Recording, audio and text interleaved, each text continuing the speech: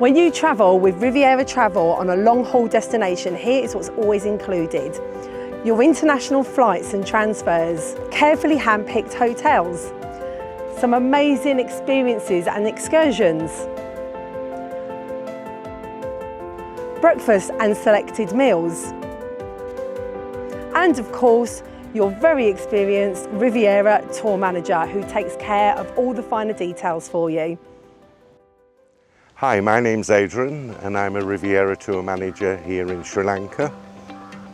I'll be with you from arrival to departure, and it's my job, my role to ensure that everything goes as well as possible, as smooth as possible, and basically ensure that you have a wonderful time and a wonderful experience here in Sri Lanka.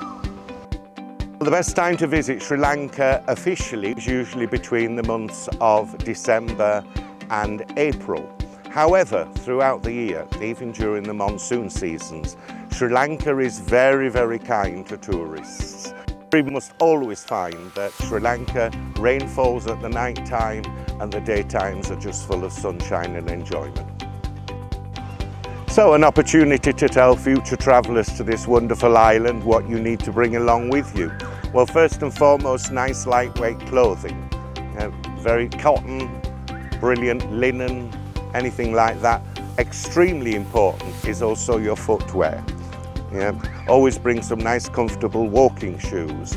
And may I also remind customers that we do visits to a few temples, so an appropriate dress for the temple, which means that your shoulders and your knees must be well covered, and don't forget the temple socks, because we have to remove our shoes. A little bit about the currency of Sri Lanka. It's a closed currency, so the currency of the island is the Sri Lankan rupee. What I would always advise people to do is to bring along their sterling, not to change it in the UK, but wait till they arrive here on the island.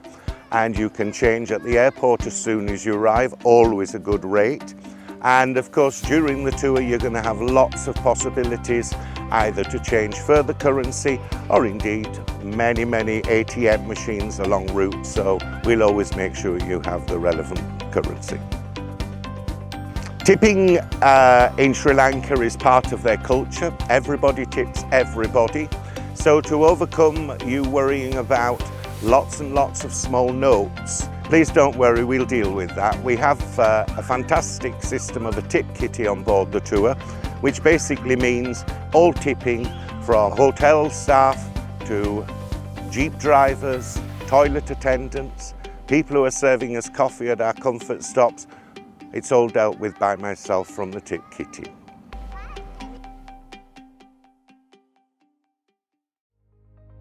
The island of Sri Lanka is a highlight in itself, but from feedback from guests, we get their personal experiences. Some are absolutely infatuated with the magnificence of climbing Sigiriya Rock. Many are mesmerised with the beautiful colours, the greens, the shades of the hill country and the tea plantations. Of course, one of the favourites of everybody is a visit to the elephant transit home, where we get to see the little elephants of Sri Lanka enjoying milk and feeding on foliage right in front of us. For myself, my personal favourite, every single aspect of the tour. One of the most beautiful things about Sri Lanka is virtually every day is a different scenery, from the coastal belt to the lowlands, to the highlands, to the arid areas and the safari parks. It's just an island that keeps on giving. This morning we went out to the safari, which was absolutely fantastic. We went to National Park, we've seen lots of different animals. Highlight was definitely seeing the leopard and the elephants as well. The standout moment from this trip probably has to be the Sigiriya Rock. It's the one thing I'd been looking forward to the most before I came away, and it really lived up to expectations. The views on the top were stunning. The boat cruise that we did, seeing the water monitors, is a massive highlight. I love wildlife, so. One of the highlights from this tour was visiting the tea plantation. I will now appreciate my cup of tea in the morning after all the work that goes into picking those tea leaves. The wildlife has been just amazing, and I think Something that maybe people don't think about is the people of Sri Lanka. They're just so welcoming and warm and seem really happy. It's just nice to be here.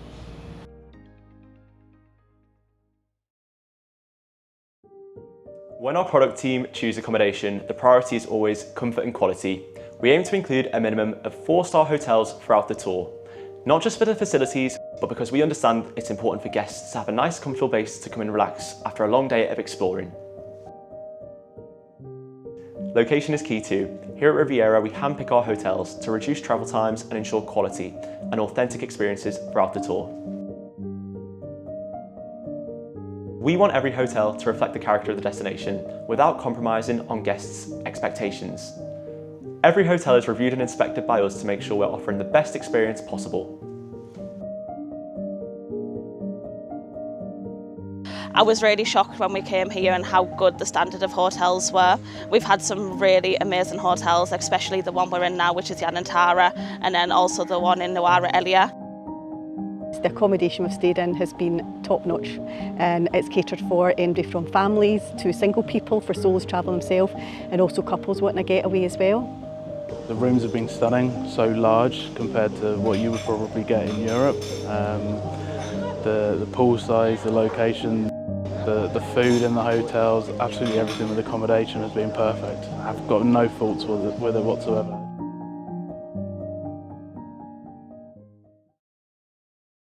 So what makes a Riviera tour so special? Well, we choose guides who are local, knowledgeable and passionate. They really bring the destination to life. It's not just about sightseeing with Riviera, it's about true cultural immersion and authentic experiences. I've been tour guiding for the last 35 years. Tourism is one of our major exports because you bring in foreign currency. You bring in your British pound here, so it's one of our main exports. It secures more than 350,000 jobs directly, and then we have more than 700,000 indirect who are employed, like transport, etc., etc. And we take our tourism very seriously.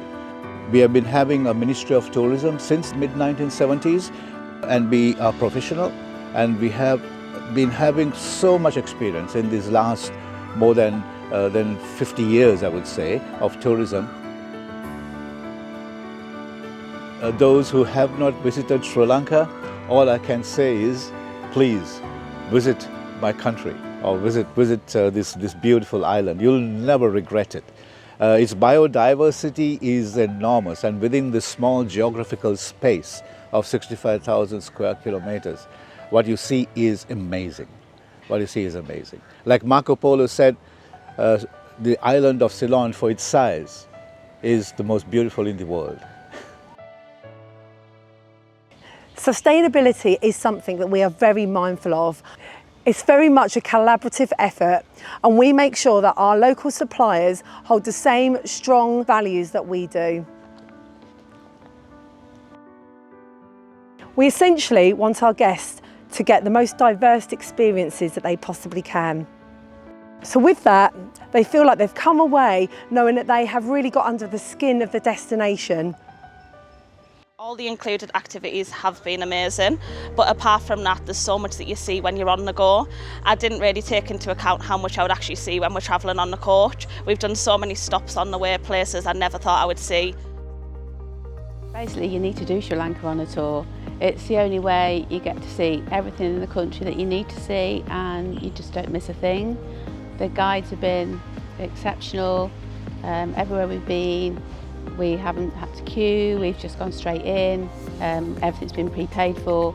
It's just been amazing.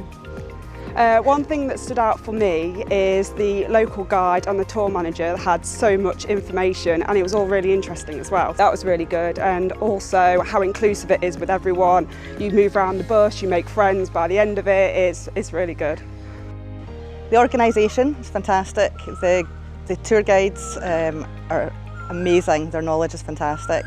The planning of it's amazing. So like the Sigiriya Rock, for example, the timing of it was perfect. We went up at the coolest time of the day. Did mean an early morning, but it was well worth it.